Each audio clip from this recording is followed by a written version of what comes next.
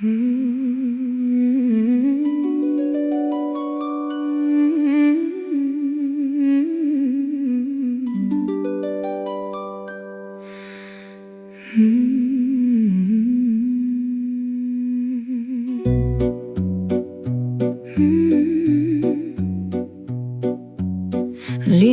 dintre două clipe, sufletul meu învață să respire.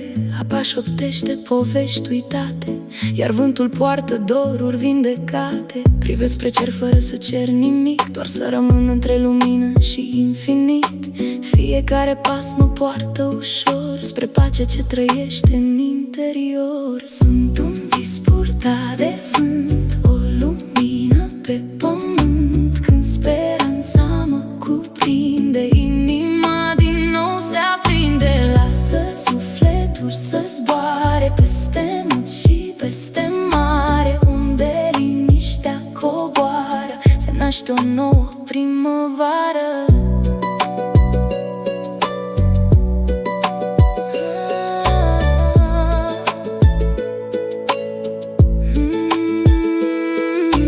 Nu există drum pierdut, doar curaj încă necunoscut. Fiecare lacrimă s-a transformat într-o stea pe cerul luminat. Viața curge precum izvorul, spală teama și tot dorul, iar iubirea fără glas mă învață să trăiesc frumos. Sunt un vis purtat de